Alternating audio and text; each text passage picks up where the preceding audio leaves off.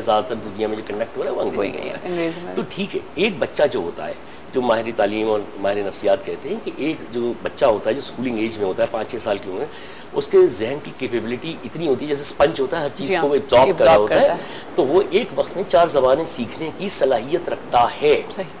तो लिहाजा अगर हम मादरी ज़बान में तालीम बुनियादी दें और एज अ लैंग्वेज अंग्रेज़ी, फ्रेंच, स्पेनिश जो भी हो वो सिखाते रहे, तो इसमें कोई मज़ायका नहीं है। उलूम जब आप सिखाते हैं तो फिर प्रॉब्लम शुरू हो जाती है, क्योंकि वो फिर आप ट्रांसफ़र नहीं कर पा रहे। तो ये सारी चीज़ें जिसने के एहसास कमतरी में आज तक हम 64 साल आज़ादी को हो गए, वजह ये थी कि जब वो गोरा साहब गया तो ब्राउन साहब जो उनके तरबियत याफ्ता थे उन्होंने अपने आप को गोरा समझना शुरू कर दिया, सिविल ब्यूरोक्रेसी में, फौज में, हर जगह वो बैठ गए।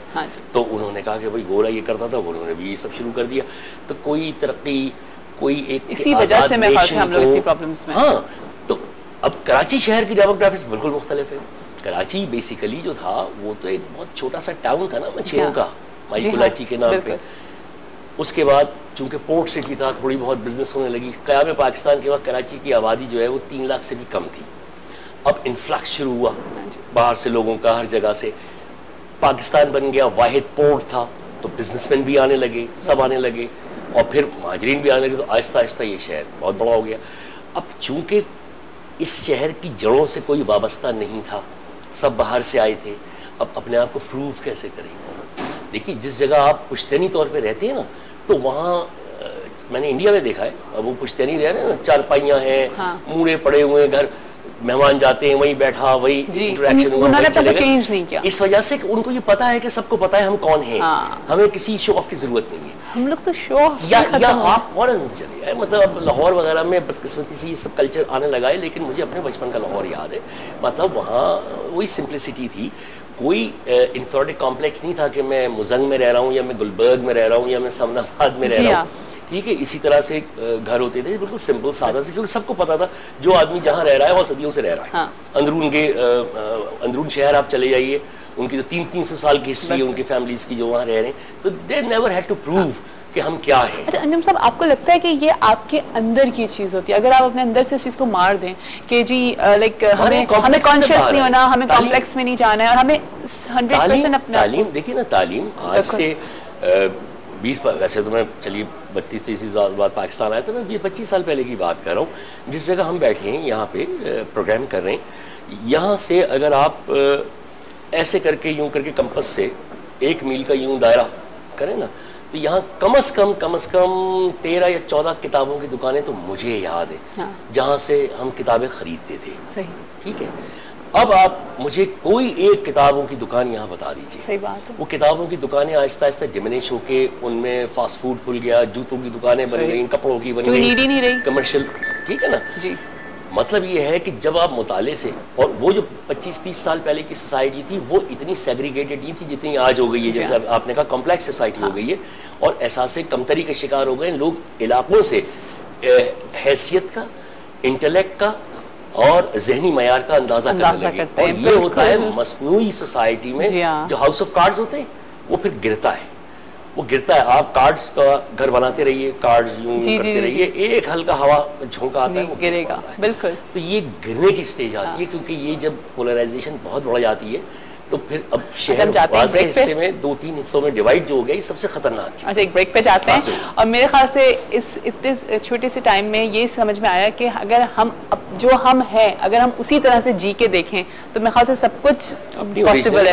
चलिए जी, आगे इसी डिस्कशन को आगे लेके चलेंगे, लेकिन अभी जाएंगे एक ब्रेक पे। ब्रेक के बाद आपको फिर से ज्वाइन करेंगे सुबह बखैर वाइब के साथ में, हमारे साथ ही रहिएगा। तो फिर आप सबको खुशामदीद करते हैं सुबह बखैर वाइब के साथ में। यकीनन आप सबकी सुबह बहुत अच्छी हो रही होगी, और मेरी तो बहुत ही मालूमाती सुबह हो रही है, क्योंकि हमें एक टॉपिक से इतनी सारी बातें जानने को मिल रही है। अंजुम साहब, ये क्लास है आपकी। अच्छा, जो भी जिंदगी में चंद सीखे। अच्छा, वही वाली बात फिर से स्टार्ट करते हैं जी कि वही वाला कि हमारे क्लास डिफरेंसेस क्यों हैं, और हम लोग उसी इशू पे हम बात कर रहे हैं। माशाल्लाह, हाउस ऑफ कार्ड्स है, मसनूई चीज जो होती है प्लास्टिक की जो आप बनाते हैं, तो वो बहुत जल्दी टूट भी जाती है। माशरे वही जिंदा रहते हैं जो अपने कदमों पे खड़े रहते हैं, यानी जिनकी जड़ें होती हैं, रूट्स के साथ। अच्छा, अब तो चले, जो होना था वो हो गया, हमारे कदम भी डगमगा गए, और हम सब लोग एक कॉम्प्लेक्स का, इस वक्त हम सब कॉम्प्लेक्स का शिकार हैं, सिर्फ मैं ही नहीं, मेरे ख्याल से कहीं ना कहीं हर कोई है, ठीक है ना। तो अब इसका हल कैसे निकालें? सबसे पहले एजुकेशनल पॉलिसी को चेंज करना पड़ेगा। ठीक है। देखिए तालीम जो है वो बहुत बड़ा ज़हनी इनकलाब लेके आती है। तालीम जो है वो इंसान के सारे बंद दरीचे खोलती है। उसको पता होता है कि फिर दुनिया में क्या हो रहा है, कि फिर इल्म है ना, तो इल्म की तो कोई इंतहा नहीं है, स्काई इज द लिमिट।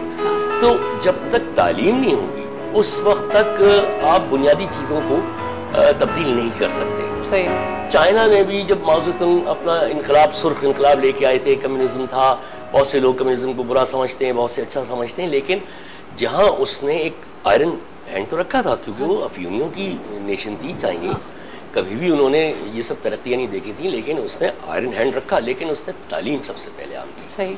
इतनी आम की कि मतलब गांव देहातों तक में बिल्कुल तालीम के पहले तालीम, ताकि इनके जहन खुले। अंजुम साहब क्या वजह है? ज़ाहिर है आपका पॉलिटिकली उससे भी आपका बहुत कांटेक्ट रहता है, आप करंट अफेयर्स भी कर रहे होते हैं, क्या वजह है कि हमारे यहाँ अभी तक तालीमी निज़ाम जो है वो एक नहीं होके दिया है? क्यों हमारे डिफरेंसेस आ रहे हैं? अगर हम कॉन्वेंट की फीसेस देखें तो वो बहुत नॉमिनल है, लेकिन वहाँ पे एडमिशन्स की प्रॉब्लम है। ठीक है जी। अगर हम और आपके प्राइवेट स्कूल्स में आए तो उनकी फीसेस बहुत हाई हैं, बट वो लेवल नहीं है पढ़ाई का। सवाल ये है ना, मैं तो यहाँ से शुरू कर रहा हूँ कि कॉन्वेंट्स की जरूरत क्यों है? हाँ, you are Islamic Republic of Pakistan. सही है। ये तो कॉन्वेंट्स जो हैं नहीं, लेकिन एक परसेप्शन तो हमारा बन गया ना कि जी कॉन्वेंट्स से पढ़े हुए जी। हाँ, क्रिश्चियन चर्च स्कूल्स थे, अंग्रेजों के जमाने के थे। वो तो अपने लिए एक क्लास डेवलप कर रहे थे, तो अपने लिए वो क्लार्क्स और ब्यूरोक्रेट्स और ये सब ढूंढ रहे थे, तो इसलिए उन्होंने ये शुरू किया था।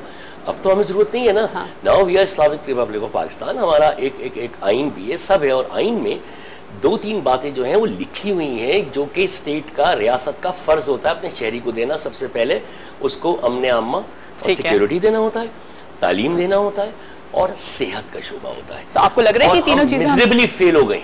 बिल्कुल, आप तालीम की हालत देख लीजिए, चली गई, सेहत प्राइवेट सेक्टर में चला गया, और अमन अहमद तो आप देख ही रहे हैं, अल्लाह खैर करे, पता नहीं चलता कि घर से निकलते हैं। तो हम तो आइन की कोई भी बात ही है ही नहीं, कुछ भी नहीं है। अच्छा, तो इसका मतलब ये है कि वो जो पार्लियामेंटेरियंस बैठे वो भी तो मैंने कहा ना फ्यूडल क्लास के, वो अपनी क्लास को डिफेंड करते हैं। यानी ये तक हुआ है, आप पुरानी किताब कुदरतुल्लाह शाहब एक बहुत पुराने ब्यूरोक्रेट थे, उनकी किताब है शाहबनामा, उसी में आप पढ़ लीजिए। शाहबनामा में आप देख लिए कि इनकी मेंटालिटी क्या होती थी। ये अपने गांव और देहातों में स्कूल्स नहीं खोलते कि अगर ये देहाती पढ़ लिख गए तो फिर इनके मज़ारे कौन बनेगा।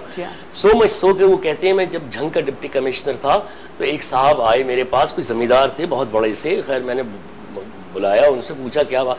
उन्होंने कहा साहब मैंने आपसे क्या दुश्मनी की थी जो आपने मुझसे इतनी बड़ी दुश्मनी कर दी। तो साहब ने कहा, मैंने बड़े हैरान होकर पूछा कि क्या दुश्मनी। उन्होंने कहा आपने मेरे गाँव में स्कूल खुलवा दिया। मैंने कहा भाई मेरे पास तो एप्लीकेशन। उन्होंने कहा नहीं, वो बराबर वाला जो जमींदार है मेरा, उसकी और हमारी खानदानी दुश्मनी है, तो उसने मुझसे इंतकाम लेने के लिए मेरे गांव में स्कूल खुलवा दिया। जो मेंटालिटी ये हो, सोचिए आप, इंतकाम लेने के लिए स्कूल खुलवाया गया है, देखिए ना। और इसी वजह से इंटीरियर्स में आप गांव देहातों में स्कूल ज़्यादा कहाँ है, मवेशी बंधे होते हैं वहाँ पे, घास चर रहे होते हैं, सब होता है। तो ये क्लास जो है ये कभी भी इस सिस्टम को नहीं तोड़ सकती, क्योंकि वरना इनको फिर कौन मानेगा। इस बात से आप अंदाजा कीजिए, पॉलिटिकल थोड़ी सी बात ये कर रहा हूँ कि हमारे हर साल इलेक्शन में बहुत ज़्यादा शोर मचता है कि रिगिंग बहुत हुई है, 2 करोड़ जाली वोटर्स हैं, 6 करोड़ की जाली लिस्ट है, ये सब पढ़ रहे हैं। चाइना ने पाकिस्तान को free of cost biometric system offer किया था, क्योंकि हमारे यहाँ अब नादरा आ गई है जो कंप्यूटराइज्ड है। तो जैसे कि बहुत से ममालिक में होता है, मैं बरतानिया में था, हम वोट देने जाते थे, सिर्फ ये होता था एक पैड होता था, उस पर आपने अपना थंब रखा, वो थंब इम्प्रेशन से वो आपका रिकॉर्ड में गया, डाटा में गया, और आपका वोट कास्ट हो गया। ये बायोमेट्रिक सिस्टम होता है, इसमें किसी न निशान की जरूरत है न लिस्टों की जरूरत है, ठीक है ना। तो चाइना ने दिया था, लेकिन ये इंप्लीमेंट नहीं हुआ क्योंकि पार्लियामेंट ने इसका लॉ बनाना था।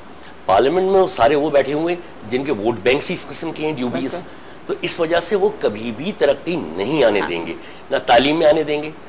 वो क्लास सिस्टम रखना चाहती है, एहसास कमतरी में मुब्तला रखना चाहते हैं, खुद प्रिविलेज क्लास होना चाहते हैं। आपको लगता है कि हम आगे बढ़ सकेंगे? नहीं, हम कभी भी नहीं। हमारे यहाँ यही बातें रह जाएंगी। उर्दू में कहते हैं, जिसको कहते हैं रिवर्स एक्शन, उर्दू में तरक्की माकूस, मतलब हम वापस चले गए। हमने जितना अचीव किया था अपने इस माइंडसेट की वजह से, आज हम वापस।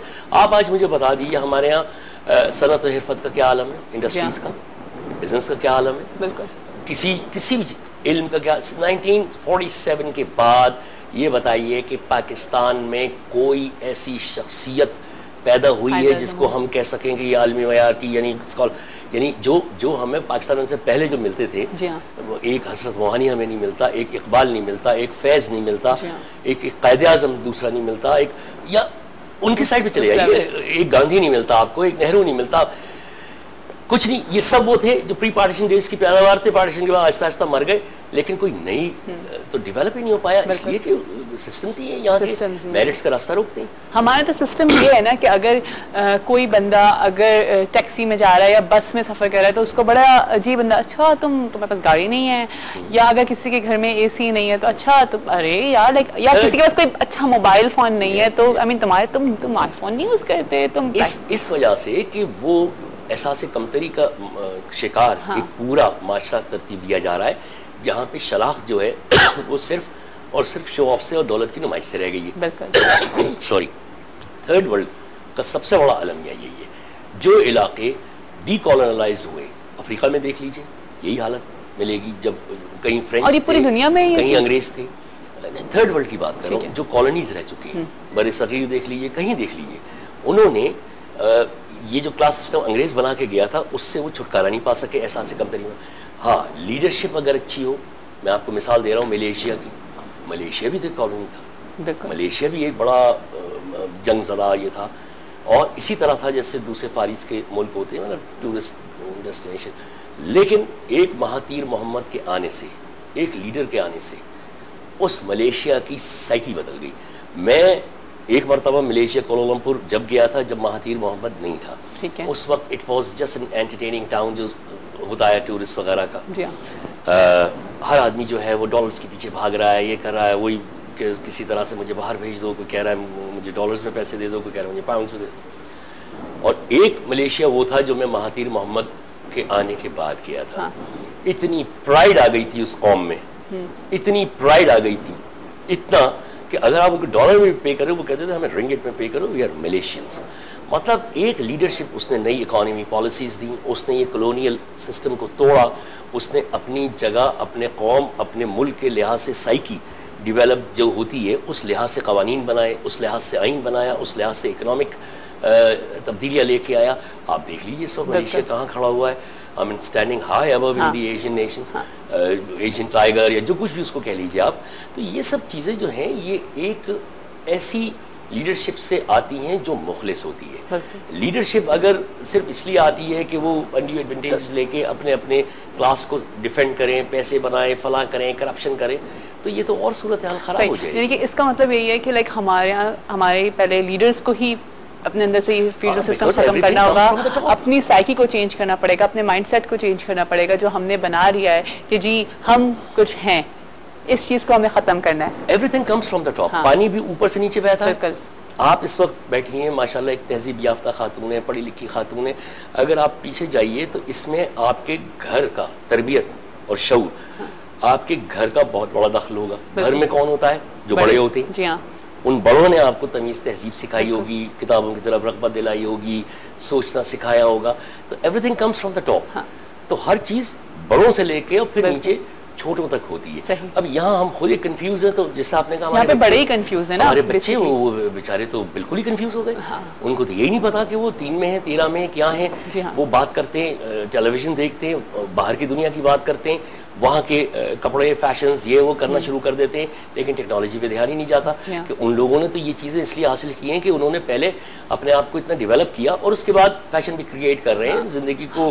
इसमें कोई हार्म नहीं है अगर कोई फैशन ट्रेंड को फॉलो कर रहा है, तो इसमें कोई हार्म नहीं है, इसमें कोई बुरी बात नहीं है। सही है, अगर आपको शौक है आप जरूर पहने, आप महंगे से महंगे जोड़ा पहने, आप महंगे से महंगे एक्सेसरीज यूज करें, लेकिन बात सिर्फ इतनी सी है कि आप एक्सप्लॉइट ना करें, आप उस बात को दूसरों के सामने वैसा ना बोलें कि आप देखिए कि पिछले 8-10 साल में मेरे ख्याल है जितने फैशन डिजाइनर्स पाकिस्तान ने क्रिएट कर दिए माशाल्लाह, लेकिन क्रिएट कर दिए लेकिन साथ साथ कॉम्प्लेक्स में डाल दिया लोगों को। एग्जैक्टली, मतलब माफ कीजिएगा, ये जो कुकिंग शोज होते हैं हमारे टेलीविजन पे, इस ज़माने में आप भी करती थी, मुझे याद होगा। हाँ जी बिल्कुल, है ना। जिस मुल्क में अक्सरियत लोगों की 2 स्क्वायर मील्स के लिए तरसती है, एक वक्त का खाना मिल जाता है तो वो बहुत समझते हैं। वहाँ हम किस क्लास को ये दिखा रहे हैं कि ये जो खाने हैं या महंगे खाने हैं या इटालियन फूड है, जर्मन फूड है, हम मजाक नहीं उड़ा रहे उनका, हम मजाक नहीं उड़ा रहे उनका।